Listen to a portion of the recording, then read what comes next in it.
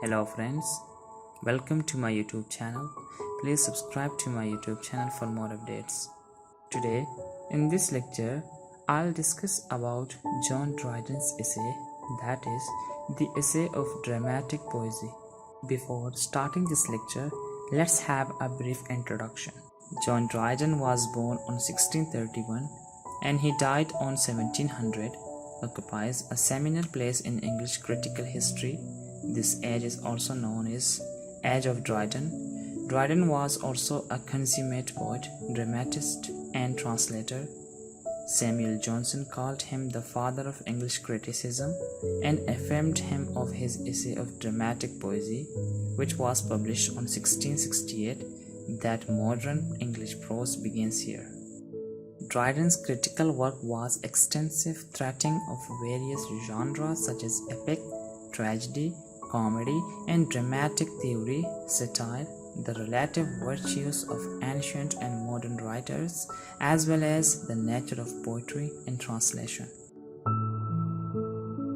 A brief introduction to Dryden's age.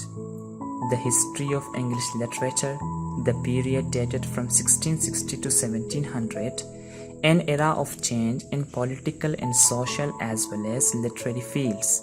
It was during Restoration, which was about the history of England, that Charles II was restored to throne. This age rose to new classicism, which was started from Ben Jonson, and similarly Dryden took it to peak, and later new classical spirit culminated with Pope. New classicism follows the pattern of poetry, authored by the poet of ancient time, that is, Greek and Roman. Dryden's age was society-based, reason behind was industrialization and commercialism. Now, how drama is defined by Dryden? According to Dryden, drama is just a lively image of human nature, representing its passion and humors, and the changes of fortune to which it is a subject for the delight and instruction of mankind. The essay of dramatic poesy. Dryden's essay of dramatic poesy is written as a debate on drama conducted by four speakers. These persona have conventionally been identified with four of Dryden's contemporaries. Following are the four characters. Number 1, Eugenius, who is actually Charles Sackville. Number 2, Krytus, who is actually Sir Robert Howard. Number 3, Lycidius, who is actually Sir Charles Sidley. Number 4, Neander, who may be Dryden himself. Debate in the essay is about the contemporary literature, modern literature, which is being produced in England during the 17th century. During Restoration, we find that rebellion is subdued but has not died out.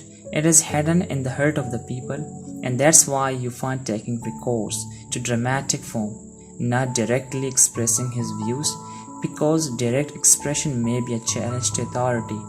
He expresses his views without being said, and you can't pinpoint which opinion is that of Dryden. The work is in the form of semi-drama, thus making abstract theories interesting. In the late 17th century, Shakespeare was severely criticized for his careless attitude toward the mixing of genres. It was Dryden who elevated Shakespeare to height for his natural genius. The narrative of an essay of dramatic poesy has four debaters, among whom Neander is the one who holds the views of Dryden. Unlike other characters, Neander does not diminish the arguments that are on contrary to his views. Though he himself favors modern drama, he does not blame others. Views of Krytus. Krytus favors classical drama, that is the drama of Aristotle, who believed that drama is imitation of life. Krytus holds that drama of such ancients is successful because it depicts life. He says that both classical and neoclassical favor rules and unities, the unity of time, place, and action. According to Krytus, modern dramatists are shadows of Aeschylus and Sophocles. Example, Elizabethan dramatist Ben Jonson, borrowed from classics and felt proud to call him modern Horace. The classical is more skillful in language than their successors. At this, he ends up his conversation.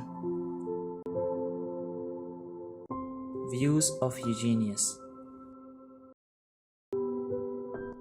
Eugenius favors modern dramatists. However, instead of telling about the virtues of moderns, he criticizes the faults of classical playwrights. According to him, the classical drama is not divided into acts and also lacks originality. Tragedies are based on worn-out myths that are already known to the audience, and their comedies are based on overused curiosity of stolen heresies and miraculous restoration. They disregard poetic justice. Instead of punishing the vice and rewarding the virtue, they have often shown prosperous wickedness and an unhappy devotion. The classical drama also lacks affection. The heroes of Homer were lovers of appetite, food, etc., while the modern characters of French drama gave up everything, sleep, water, and food, for the sake of love. Views of Lycidius. Lycidius favors French drama of earlier 17th century. The French dramatists never mix tragedy and comedy.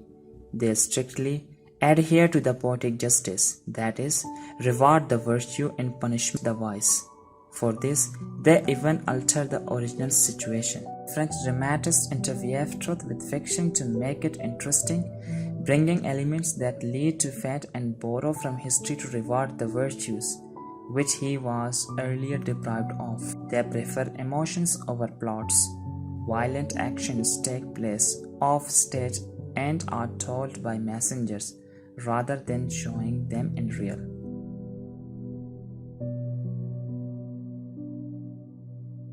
Views of Neander. Neander contradicts Lycidius' arguments favoring the superiority of French drama. He talks about the greatness of Elizabethans. For him, Elizabethans fulfill the drama's requirement, that is, imitation of life.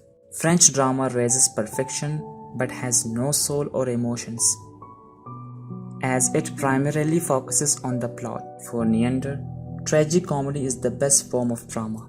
Both sadness as well as joy are heightened and are set side by side. Hence, it is the closest to life. He believes that subplots enrich the drama. This French drama, having a single plot, lacks this vividness. Further, Samuel Johnson, who defended Shakespeare's disregard of unities, he believes that adherence to unities prevents depth. According to him, deviation from set rules and unities gives diverse themes to drama. Neander rejects the argument that change of place and time diminishes dramatic credibility in drama. For him, human actions will seem more natural if they get enough time to develop. He also argues that Shakespeare is the man who, of all the modern and perhaps ancient poets, and largest and most comprehensive soul. Neander says, "I'm apt to believe the English language in them arrived at its highest perfection. If Ben Jonson is a genius for correctness, then Shakespeare excels him in wit." His arguments end with the familiar comparison. Shakespeare was the Homer, or father of our dramatic poets. Jonson was the Virgil, the pattern of elaborate writing. I admire him, but I love Shakespeare. Thus, for him, Elizabethans are superior because they have a variety of themes, emotions, deviations, wit. They do not adhere to rules as well. Thus, their drama is really an imitation of life. Views on rhyme and drama, an argument between Krytus and Neander.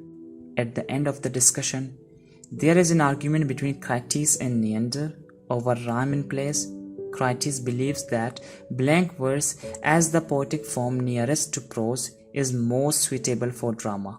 On the other hand, Neander defends rhyme as it briefly and clearly explains everything. The boat on which they all were riding reaches its destination. the stairs at Somerset House, and the discussion ends without any conclusion being made.